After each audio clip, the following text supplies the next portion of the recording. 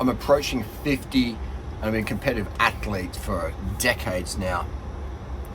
Almost every week since 1997, I've participated in some sort of race. Running race, bicycle race. That could be an official one where you pay hundreds of dollars and you travel international, sign up, pin a number on, you're full on official stuff, or it could just be on Strava, time trialing, racing against your OPRs, racing against some mates, racing against some randos, it's the Community World Cup, whatever. Race is a race to me. Point A to point B as fast and as hard as you can go. That's my definition of race. So I try and do that every week. Sometimes I do a few races a week, sometimes I skip it, but I'd say an average, it would be a race a week, maybe even more, for 28 years. So how do I stay so consistent at being a natural athlete? Being a natural athlete, plus also having dabbled in performance-enhancing drugs, testosterone, anabolics, etc., Ventolin puffers, things like that. The smart drugs, the Adderall, actually none of these Adderall, can't get in Australia, but modafinil, Ritalin, dextroamphetamines, those experiments, caffeine, things like that. Aspirin, paracetamol, incredible, dangerous, but an incredible performance-enhancing drug. So I've lived on both sides of the fence. So I had friends who've used EPO, pro athletes who have advised certain things. So my database is quite extensive, both my personal experiences and of those of a lot higher level athletes than me. The biggest thing to avoid overtraining, because you'll see it, won't you? You'll see that some professional cyclists, swimmers, runners, they use EPO, PEDs, and they have quite a short career. And then you have guys who don't use any of that stuff, and they've got a long career. What's going on there? How does that work? It comes down to, I would say, sugar intake. Okay, and this is where I'm going to lose people. Because a lot of people in sport have raging eating disorders. So if you tell them to eat more, they just, But that's reality, man. Like, I can honestly say with absolute conviction that I've done my most kilometers ever, got my leanest ever, got my best condition ever as a natural. Now, if I threw EPO in there, yeah, of course, gonna be better performances. So you compare that performance versus me using testosterone, etc. This performance is better because the weight is just, you can get your weight down so low. But once you throw testosterone, etc. in, then your weight starts to go up, and then your performance is going down, or it's the same, or it's just, So the reason why testosterone is used in running and cycling, etc., primarily is as a recovery agent. But I don't have a job, I don't have kids, I have women and bikes and animals to look after. That's about it. I don't have the standard 9 to 5 thing to focus on. So my recovery can be super, super high. So sleep, water, sugar, mental energy. Like if you're a single bro out there or a single chick, the expenditure that you have, nerve energy, is the least of your life. But once you have kids, get a partner, get a job, business, own a property, you live with people, then you have nerve energy going out, expenditure going out.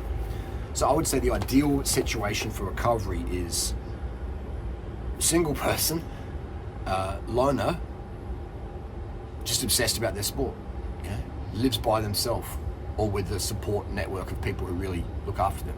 That's the ultimate. Obviously that's la la land for most of us, but I've lived like that, and that is fantastic. But I would say the biggest thing definitely would be sugar intake. Like if the biggest mistake I see people making with recovery is sugar intake, all right?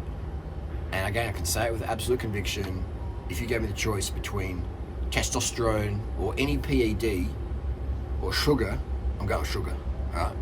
If I could do any PED in the world, but I can't have sugar, I can only have a little bit, then I'm like, not interested, all right? Sugar is the PED, or it's a PEN, it's a PEN, performance enhancing nutrient. So I would say to avoid overtraining, one's sugar consumption always has to be unlimited, as much as your body craves.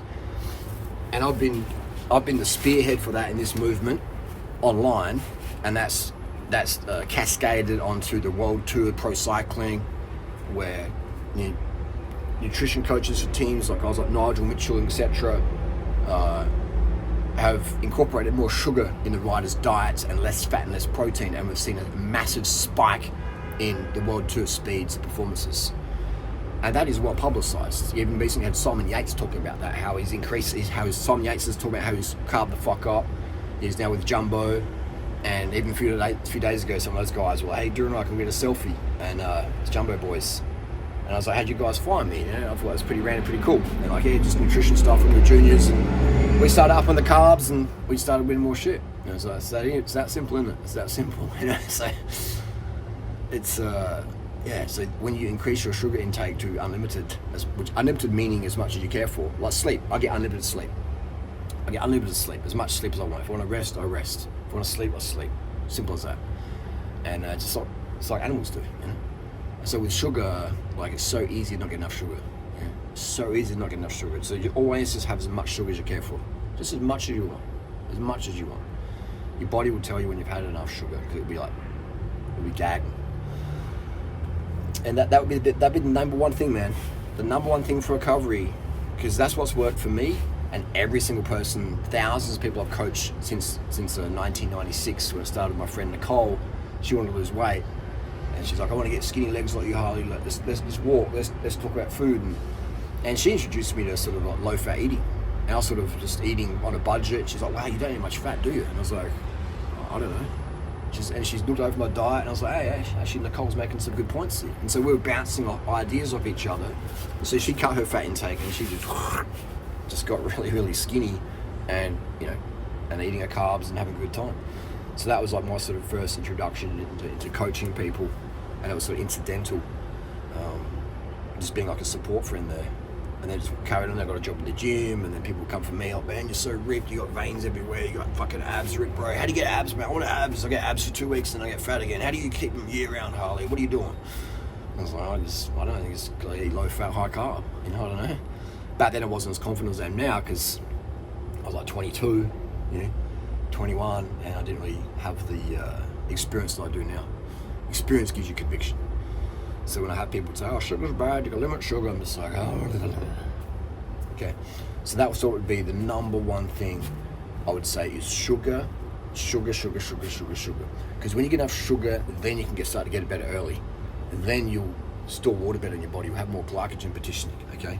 But once you start skipping sugar, even accidentally, just like get caught up, you have a bit of caffeine, and you're all like buzzing, you forget to eat enough, and then your recovery's shot, and then eventually you quit your sport, or you're not as keen. So the number one thing to avoid overtraining is focus on getting enough sugar. How much sugar is enough sugar? I would say at least 100. If you weigh 60 kilos plus, you're gonna need at least 100 to 220 grams of sugar per hour, okay? There's no upper limit. And when I say sugar, I mean white processed table sugar, sucrose. And that sucrose molecule is, it's carbon.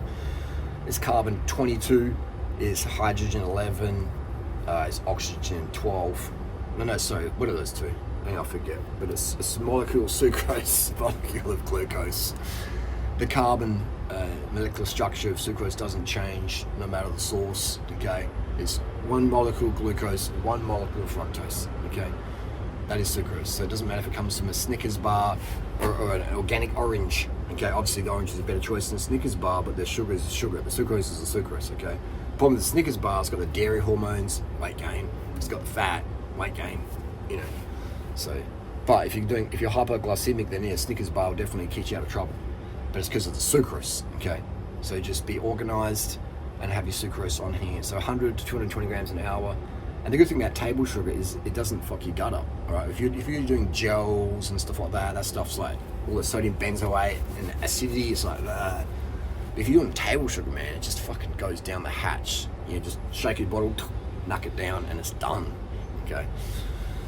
It's absolutely done. So that would be the number one thing, the biggest mistake I've ever seen And I got to tip the hat to Dr. Ferrari, Lance's coach back in 2003. He gave me this heads up. He was like, the biggest mistake I see pro cyclists do is insufficient sugar intake. And I was like, what? And it was crazy. Like, Dr. Ferrari was just super open bro. I'm not sure he's like that anymore because of all the dramas and stuff. But back in 2003, he would answer every single of my emails for free, right? Just back and forth. And I think that's why I'm so like back and forth with people, because legends help me, and so I help people. That's just what I do. And even if people didn't help me, I think be the change you want to see. So that's the wrap there. Sugar, sugar, sugar, as much as you care for. I go through 4 to 7, 10 kilos a week of sugar, whatever. Just body wants it, let's get it in. I only eat sugar on the days that I want to have good performance in life. Good in my head, good in the bed, good on the bike, good on the run, good in the gym, good on the computer, good on the camera, good on the street. I only eat sugar on the days I want to have a sweet day and nights, okay? So people, well, I'm not exercising today, I'll avoid sugar. Okay, do that. Avoid sugar if you want to perform less, okay? Only eat sugar, only eat unlimited sugar on the days you want to feel your best, okay? Remember that. Only eat sugar, unlimited sugar, as much as your body craves on days you want to have a good day.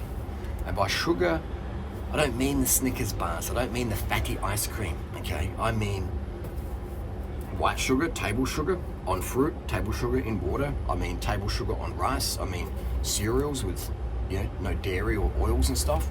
I mean plant carbohydrates, okay? But sucrose is sucrose. Let's be clear, okay? Well, what about honey? Yeah, honey is definitely going to be better than nothing, but the problem with honey is very acidic on your teeth. Sucrose is pH neutral, okay? Honey is acidic, it's bee vomit. Honey has all the pollens and stuff. Honey is what the bees produce for them, okay? The plants produce the sugar for us, okay? So plant sugars, not animal sugars, not lactose, not honey, have the plants, okay? Let's leave the fucking bees alone, all right? Colony collapse disorder is real, all right? Let's be fucking real, man. Like, well, I don't care about bees, I just want to eat honey. I just want that. I don't want to have sugar because I've got orthorexia, I've got to have honey instead. It's like, dude, like, look up colony collapse disorder. The bees pollinate all the flowers, man. They carry all that pesticide and lead paint back into the honey. You're eating that. I don't know if that's a good idea. All right, and then the bees get stressed because we're giving them sugar water without the nutrients, And then we're fucking, they pay, we pay. Plants die because they get pollinated. Let's leave the bees alone. Let's leave the bees alone. So, and it's crazy how much honey I pull out of the bin. There's so much honey gets thrown out even when I go dumpster diving, man. And I get that honey and I give it to birds, I put it on the lawn for the ants. It's just honey getting in the bin. It's crazy how much animal stuff we throw in the bin, man. It's just fucking, anyway, don't get me started.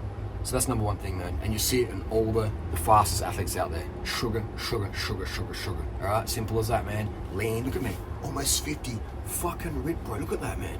But where's the fat, bro? You know what I mean? Look at that. Abs, ripped, bro. You know what I mean? And I'm full of water, full of glycogen, okay? Not starving, mate. I eat as much as I want. Carbohydrate every day, okay? Hardly even training, man. Hardly even training. Just busy with other priorities. On Saturday morning, I do my race, and the rest of the week, whatever. But Saturday morning, I like to race for 10 to 20 minutes, all out, okay? So if that's one thing I'm consistent with, it's a 10 to 20 minute race once a week. 5K run, 5K ride, all out, let's go. And I find that, pushing that VO2 max, physiology, that's all I need to do as a bare minimum. Yeah, if I train more, fuck yeah, I go fucking way faster, bro. Way fucking faster, man. But, it is what it is. Because I've got so many athletes out there now who do my protocols, who are on the sugars, and I'm not a talented athlete, but they are, and they're doing my shit, and they're winning races. People are winning the Tour de France using my protocols.